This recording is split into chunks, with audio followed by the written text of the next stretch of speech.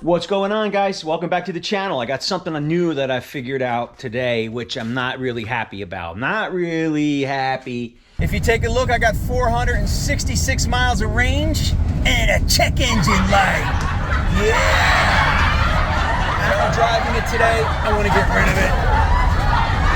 get rid of it. So, I'm going to show you exactly what my savings are on the E-Transit vans versus this van. I'll see you in a little bit. And let me tell you, it is no comparison between the money I save from that van and this GMC van.